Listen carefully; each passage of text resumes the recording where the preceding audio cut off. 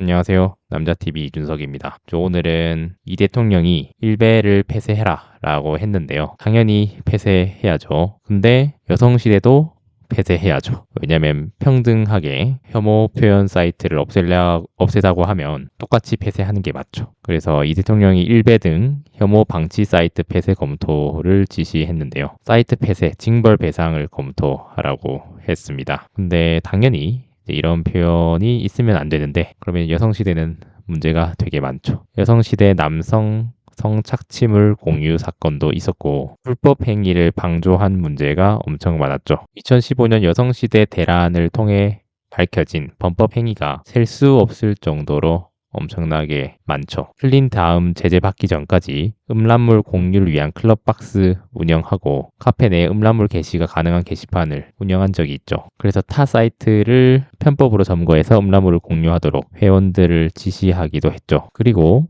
여러 가지 불법 약품들을 거래하는 정황도 있었고, 또 남성 성착취물 공유 사건이 있었는데 이게 좀 사건이 컸죠. 2024년에 있었는데 이게 레딧에 2024년 5월 12일 글에 등재가 돼서 화제가 됐는데 2015년 이전에도 꾸준히 있었는데 계속 이게 활용되고 있는 거죠. 근데 왜 폐쇄를 안 할까요? 이건 좀 앞뒤가 맞지 않다라는 생각이 들고 있습니다. 그리고 남성 혐오 악플을 은근히 조장하기도 하죠. 하여튼 많은 문제가 있음에도 불구하고 안타깝다는 생각이 들고 있습니다. 이슈 유튜버 기자 김은희가 여성시대를 탐사 보도하긴 했죠. 그때 당시에 다수의 사이트에서 이게 난리가 됐었는데 지금 그 동영상은 삭제되고 없습니다. 양남 가볍게 만나는 대시들의 사담 댓글 등에서 외국인 남성과 매치되는 데이트 앱을 한 다음에 이제 갑자기 미군남 빅데이터 전차수 총망라라는 페이지에서 3페이지 분량의 미군 신상 정보가 상세히 적혀 있었죠. 그리고 2023년 5월 1일에 댓글이 최초로 만들어지고 미성년자에 대한 성품평을 포함해서 6,801개의 답글이 달렸죠. 의도적으로 검색을 막기 위해 필터링까지 사용했는데 외부로 노출되지 않기 위함이었죠. 상당히 의도적이라고 볼 수 있겠습니다. 이런 사이트는 왜 폐쇄를 안 하는 걸까요? 당연히 이제 표가 되니까 그런 게 아닌가라는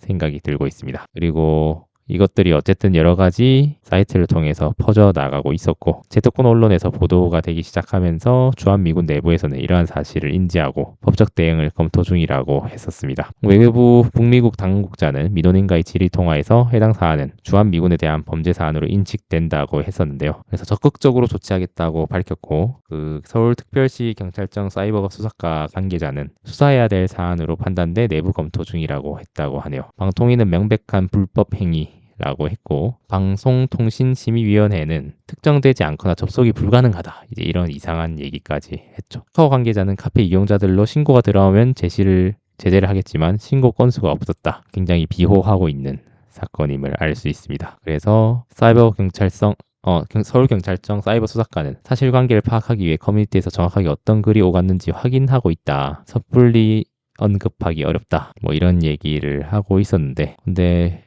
그 이후로 어떻게 됐는지 좀 알 수가 없게 됐습니다. 각 정당에서도 이제 반응이 다 달랐죠. 팀에서는 나경원 당선인이 허은하 페이스북 글을 공유하면서 이 사건을 바라보는 허은하 개혁신당의 대표에 100% 동의합니다. 동일한 잣대의 엄벌, 이게 핵심입니다. 중대한 성범죄입니다. 이렇게 얘기를 했고요. 근데 홍준표 대구광역시장은 별로 관심이 없다 이렇게 얘기를 했었고 이제 민주당의 노정면 원내대변인은 브리핑하는 자리가 아니고 준비가 되지 않았다 그냥 이렇게 얘기를 하고 간단하게 끝났죠. 이제 허은하 당대표가 국내 최대 여성 커뮤니티에서 발생한 성범죄의 심각성이 커지고 있으며 데이트 앱으로 만난 외국 남성들이 실물이나 성기 등을 기형식으로 카페에서 공유하고 있는데 이 중에도 미성년자도 있고 명백한 제2의 N번방 사건이다 라고 하기도 했었죠. 근데 어쨌든 그 이후로 처벌이 됐는지 안 됐는지를 알 수가 없어요. 그래서 이제 대단히 안타깝게 됐는데 이러한 사이트는 괜찮고 이제 소위 얘기해서 이제 상대편 진영에 있는 사이트만 안 된다. 이렇게 되면 안 되는 거죠. 오히려 이런 논란들이 계속 커지고 있는데 6.3 지방선거가 다가오니까 이제 막판 세력들의 결집력이